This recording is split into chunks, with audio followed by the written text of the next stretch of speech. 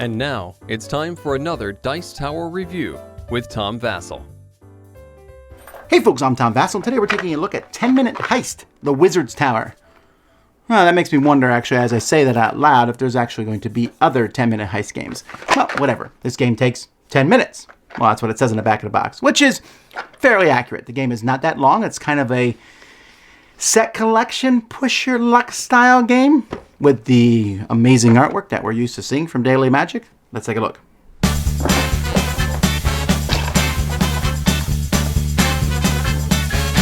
There's two piles of cards in the game. There are cards that have a light window on the back, and there are cards that have a dark window on the back. The top two rows are the light rows. You'll shuffle them and put them face up. The bottom rows are the dark rows, and you have one card here face down. Everyone's going to get one light card in their hand. You can see what it is, but it's hidden. Everyone also chooses a thief and puts him up here in the balcony. Now, on a player's turn, they can go to any card on the board, but they can only go to a card that is on the same level as them or lower. So on my first turn, I could go here and take this card and put it face up in front of me. However, after that point, I can no longer go to any of these cards. I can only go to these cards on my next turn.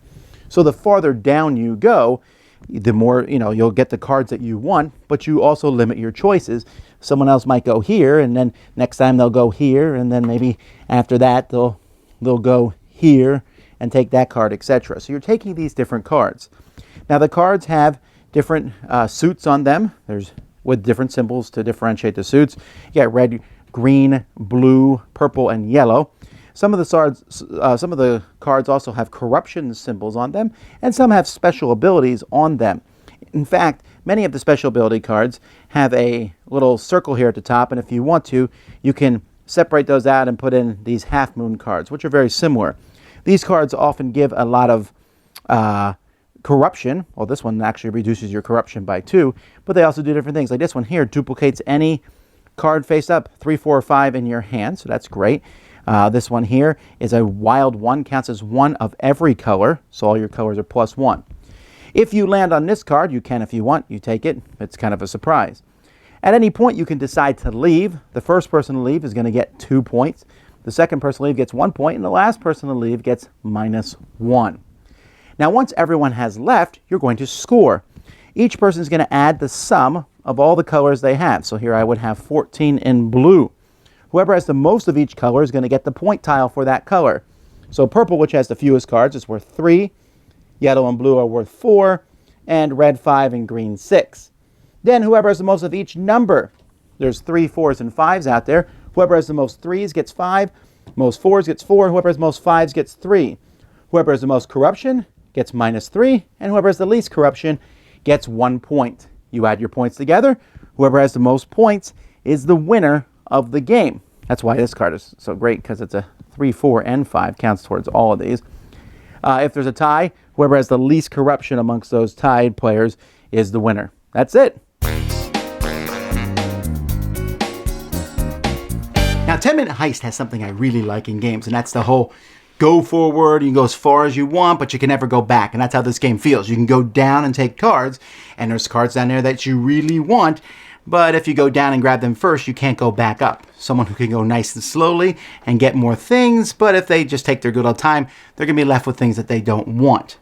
Now, you're collecting colors, right? So you want the biggest numbers in the color, although the 7s in each color have that corruption, so you got to be careful about that, taking those, but you're trying to collect the most of each color. Great.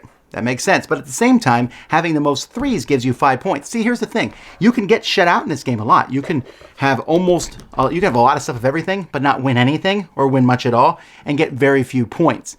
The game's 10 minutes, not a big deal. You reset and start over. But I like that the 3s are worth more than the 5s. But when it comes to counting up colors, the 5s are definitely better than the 3s. And that's a good combo. I like both sets of the moon, full moon, and half moon cards. I think you can mix them. There's also you can play with a Master Thief variant, which lets you kind of draft your starting card, because your starting card's a big deal. Everyone has that one card that no one knows about. See, the rest of the cards are face up, and you're looking around saying, okay, well, they're winning green and they're winning red. And I suppose you could play the games with the cards face down. It'll make it go faster, but I don't think analysis paralysis is too bad here. But there's always one card the other person has. Do they have one more 3?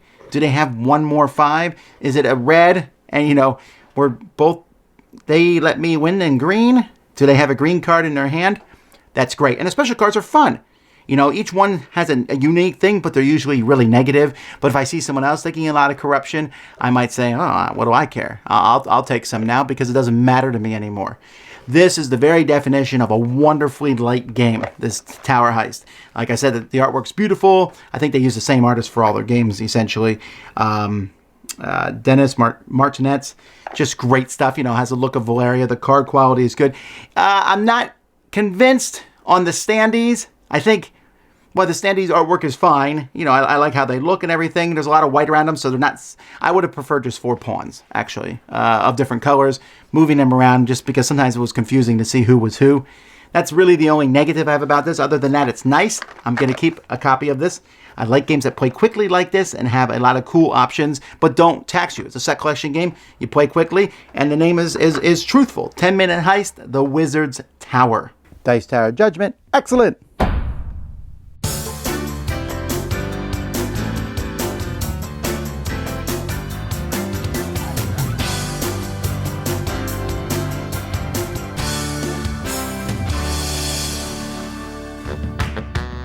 Thanks so much for watching the Dice Tower videos. Find more great videos and reviews, as well as our top-rated audio podcast at Dicetower.com. You can also find other great shows at Dicetowernetwork.com. I'm Eric Summerer, and you've been watching The Dice Tower. The Dice Tower is sponsored by Cool Stuff Inc., where you can find great games for great prices. Cool stuff in stock. Check them out at CoolStuffInc.com. Shut the door.